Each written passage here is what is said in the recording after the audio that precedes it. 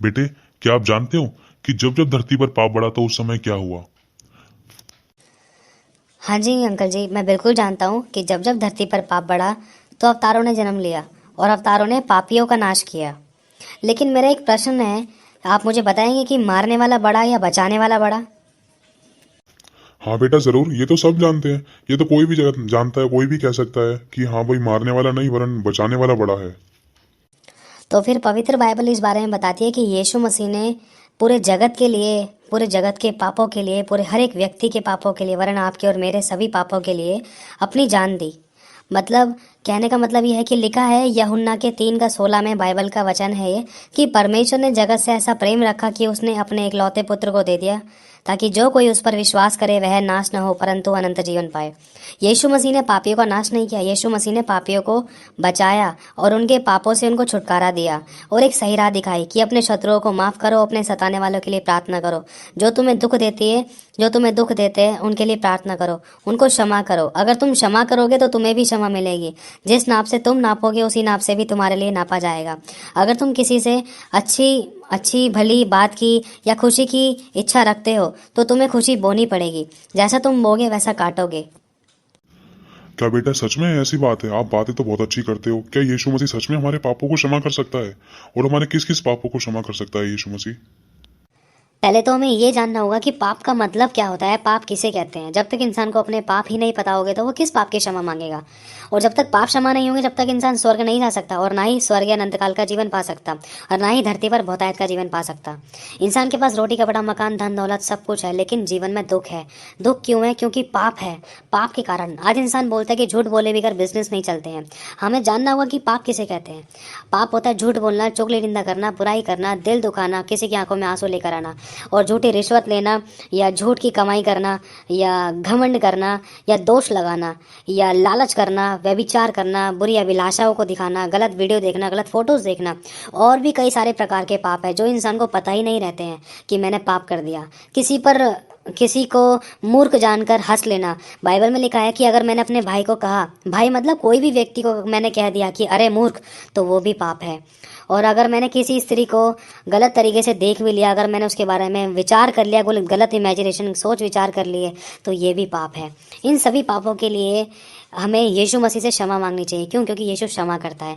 और जब तक पापों की क्षमा नहीं होगी ना, जब तक इंसान पाप से दुख तकलीफ बीमारी कर्जा गरीबी घटी और भी हर प्रकार की पीड़ाओं से आज़ाद नहीं हो सकता। आज इंसान के पास धन दौलत रोटी कपड़ा मकान रुपया गाड़ी पैसा बंगला सब कुछ है, लेकिन पति पत्नी में झगड़े हैं। पैसा है तो रोग भी है और शांति नहीं है। पैसा तो बहुत है, इंसान सोचता है कि पैसा मैं कहाँ रखूँ। गरीब कहता है कि मैं क्या खाऊं, अमीर कहता है कि मैं क्या क्या खाऊं। और इतना पैसा है इंसान के पास, पैसे से इंसान प्यार नहीं खरीद सकता। जिनके पास पैसा है ना, उनके पास शांति नहीं है। मैंने ऐसे ऐसे लोगों को देखा है जिनके पास बहुत पैसा है, बहुत रुपया कमाते हैं, लेकिन पति पत्नी के बीच में कोर्ट केसेस है। कोई किसी से बात नहीं करना चाहता, कोई किसी को माफ़ नहीं करना चाहता, लेकिन बहुत पूजा पाठ करते हैं। और कोई किसी को माफ़ करना नहीं चाहता, माफ़ करना सीखा ही नहीं है। जैसा बाप वैसा बेटा। मैं बुराई नहीं कर रहा हूँ, लेकिन ये दुनिया का सच है। आप इस बात के खुद अनुभव होंगे। आपके जीवन में कोई ना कोई ऐसा होगा जिसको आप शायद माफ़ नहीं कर सकते, या माफ़ कर नहीं पा रहे हो, या आपको किसी से बदला लेना है, या आप किसी पर दया नहीं दिखा पा रहे हो, या आप किसी की मदद नहीं कर पा रहे हो, या फिर आपके मन में कोई ना कोई ऐसा होगा कि ये तेरा शत्रु है, ये आपका शत्रु है, आप इसको माफ़ नहीं करोगे, इसने आपके साथ ऐसा किया तो आप भी उसको बदला दोगे। क्यों? ऐसा इंसान के साथ इसलिए है क्योंकि उसके पास यीशु मसीह नहीं है। जिसके पास यीशु परमेश्वर है ना, तो वो माफ़ करना जानता है, दया करना जानता है। यीशु मसीह ने कहा है कि अगर कोई तुम्हारे एक गाल पर थप्पड़ मारे तो दूसरा गाल भी आगे कर दो। यीशु मसीह ने गाली के बदले गाली नहीं दी। यीशु मसीह की दाढ़ी खींची गई हमारे लिए, उसके मुंह पर थूका गया।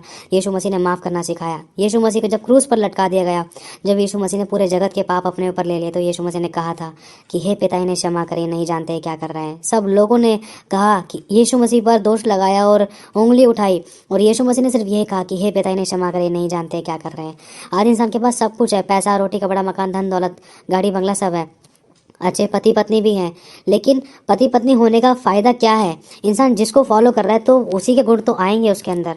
कहने का मतलब ये है, पति पत्नी बहुत अच्छी लाइफ है, लेकिन फिर भी पति अपनी पत्नी के होते हुए भी दूसरी लड़की को ताकता है झांकता है, दूसरी लड़की के साथ एक्स्ट्रा अफेयर्स करता है और गलत शारीरिक संबंध बनाता है, लड़की भी और लड़के भी। मैं किसी पे दोष नहीं लगा रहा, लेकिन ये दुनिया की सच्चाई है।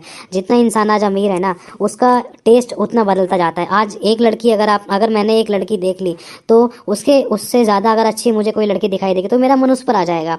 आज इंसान का मन ऐसा है।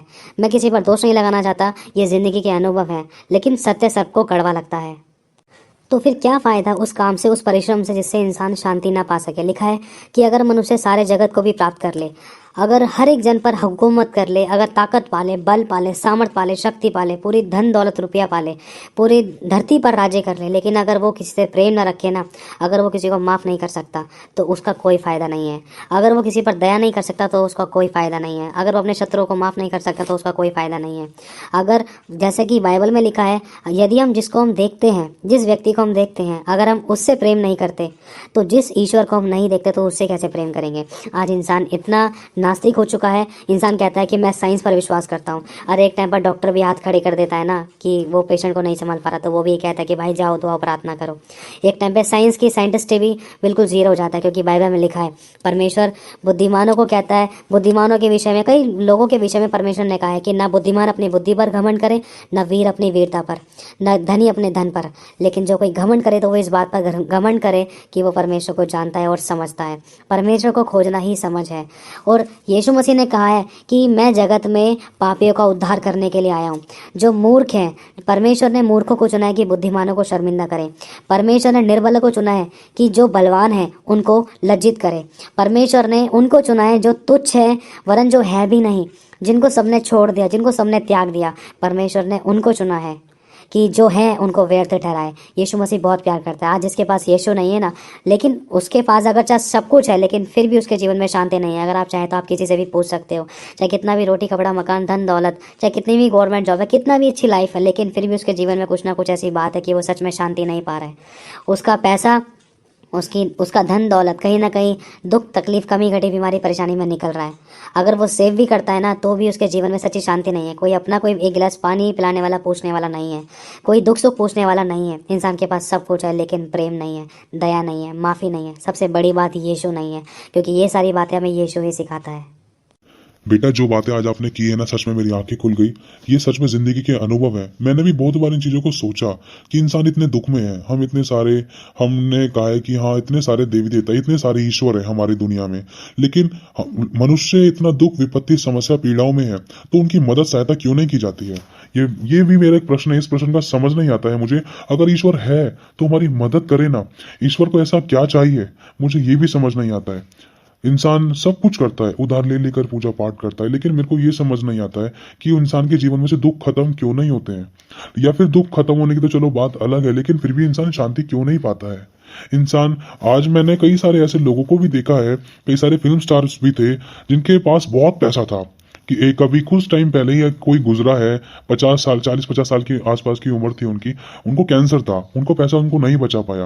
और अभी सुशांत सिंह राजपूत ने भी फांसी लगाकर जान दे दी। क्या फायदा उस धन का जिसके पास शांति नहीं है, क्या फायदा उस दौलत और शोहरत उस नाम का जिसके पास शांति नहीं है। सच्ची शांति ना होने के कारण, सच्ची दया और प्रेम ना होने के कारण इंसान ने अपनी जान दे दी, फांसी लगाकर हत्या कर ली। क्या है शांति का मार्ग, क्या है सत्य का मार्ग, ये आज मैं जानना चाहता हूँ। मुझे बहुत अच्छा लग रहा है, आप मुझसे, ऐसा लगता है कि कोई जीवित परमेश्वर आज मुझसे बात कर रहा है। प्लीज मुझे सत्य बताइए, मैं जानना चाहता हूँ, मैं अनुभव लेना चाहता हूँ इस बात का।